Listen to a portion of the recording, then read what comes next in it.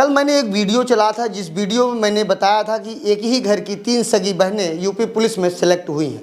फिर उसी परिवार के मैं बीच में मौजूद हूं और जिनके द्वारा ये उन लड़कियों को जो आगे बढ़ाने का पूरा प्रयास किए थे, वही कोच मेरे बीच में मौजूद हैं, जिनका नाम है रविचंद्र यादव, जो मोकलपुर मेहदी कुंभ में इनका ग्राउंड है और ये लगातार कई बच्चों को आगे बढ़ाए हैं। हर विभाग में इनके कोई न कोई बच्चा नियुक्त है। बहुत बहुत स्वागत है सर, कैसे हैं आप?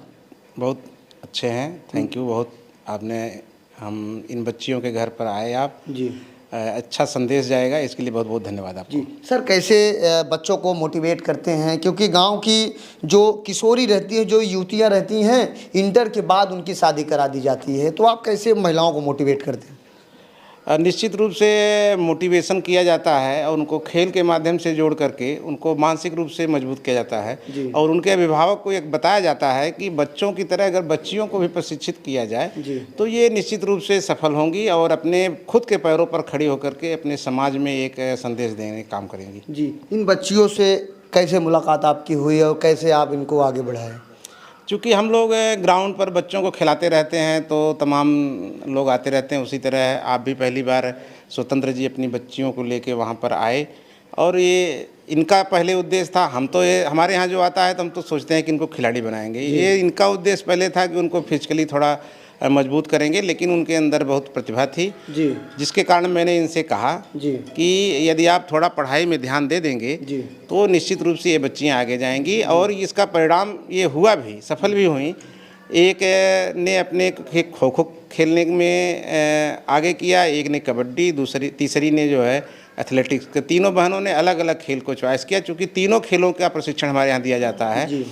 तो सबसे बड़ी लड़की इनकी खुशबू, उसने खो खो में अखिल भारतीय अंतर विश्वविद्यालय प्रतियोगिता में प्रतिभाग किया है पूर्वांचल विश्वविद्यालय की तरफ से। दूसरी बिटिया कबड्डी में उसने अपना भाग्य आजमाया और वो भी स्टेट लेवल की खिलाड़ी रही। और तीसरी लड़की सोनाली, जो कि एथलीट रही, 400 मीटर की दौड़ में उसने अखिल भारतीय स्तर पर बहुत अच्छा परफॉर्मेंस किया है, जिसके और थोड़ा पढ़ाई पर ध्यान देकर के ये पुलिस में सेलेक्ट हुई है। जी, आप अपने ग्राउंड में जितने बच्चों को आप सिखाते हैं, पढ़ाते हैं, कोई चार्ज नहीं लेते हैं? हाँ, निःशुल्क हम लोगों ने इसको किया है। हमारे बड़े भाई सन 91 में रमेश चंद यादव, वो भी फिजिकल के टीचर हैं और मेहदीगंज में हेडमास्टर हैं, उन्होंने सबसे पहले 91 में शुरू किया, तो हम लोग भी उन्हीं के द्वारा शुरू किए गए खेल को खेला। लेकिन मैं कबड्डी खेलता था, कोई कोच न होने के कारण मैं नेशनल लेवल से आगे नहीं बढ़ पाया।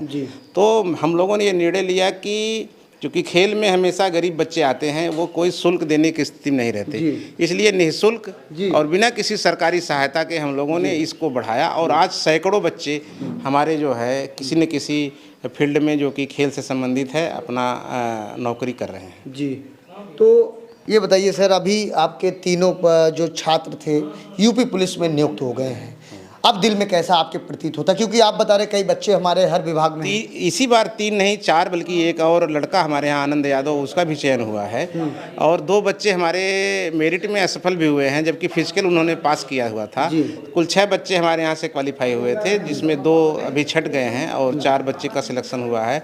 जो बच्चियों का सिलेक्शन होना, ये बहुत, एक ही घर से 3 बच्चियों का सिलेक्शन वास्तव में बड़ी बात है। क्या संदेश है गाँव की? ये बहुत बड़ा संदेश है और अभिभावकों के लिए बहुत बड़ा संदेश है कि अगर वो बच्चियों को बच्चों की तरह थोड़ा सा उनको भी प्रोत्साहित करें तो वो निश्चित रूप से वो भी सफल होंगी, अपने पैरों पर खड़ी होकर के समाज के लिए एक अच्छा संदेश देंगी। जी, अभी हमारे बीच में यह कोच मौजूद थे उन तीनों बच्चियों के, अभी उनके पिताजी मौजूद हैं। ये बताइए स्वतंत्र जी, ऐसी क्या परिस्थिति आ गई कि आप अपनी ज़मीन बेच दिए?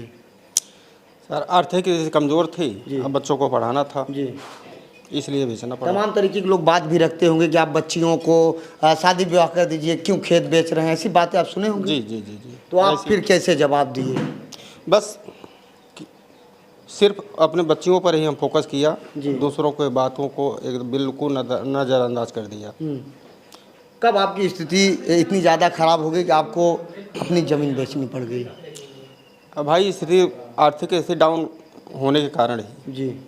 अभी तीनों बच्चियां आपकी पुलिस में हो गई हैं, क्या दिल में कैसा लग रहा है? बहुत बढ़िया लग रहा है, बहुत बढ़िया। आपका छोटा बेटा भी यूपीएसआई की तैयारी कर रहा है सर। उसको भी आप पुलिस बनाएंगे? बनाएंगे। क्या संदेश है जो अपनी बेटियों को नहीं पढ़ाते, उन माँ बाप को क्या संदेश आप देना चाहते हैं? बस छोटी छोटी कमियों को बच्चियों को का नाम से देखना चाहिए। जी हमारी बच्ची क्या कर रही है क्या नहीं, एक अभिभावक को चाहिए कि का नाम से उस पर नज़र डाले। जी। तो कहीं न कहीं आप आज आपके दिल में एक अलग प्रकार की खुशी है कि अपना हमारी बेटियां कामयाबी पे आ गई। हमारी बेटियां कामयाबी पा गई। चलिए, यह तीनों बेटियों के यह पिताजी हैं। इन्होंने इनकी स्थिति बीच में जब खराब हो गई थी तो इन्होंने अपनी ज़मीन बेचकर तीनों बच्चियों को यूपी पुलिस में सेलेक्ट करवाए। अब देखना है आगे क्या होता है, लेकिन इनका छोटा बेटा जो है प्रिंस कुमार चौहान, उसका कहना है कि मैं भी यूपी पुलिस में दरोगा बनूंगा। ऐसे आप देखते रहिए आज़ाद VIP न्यूज़ को। जय हिंद।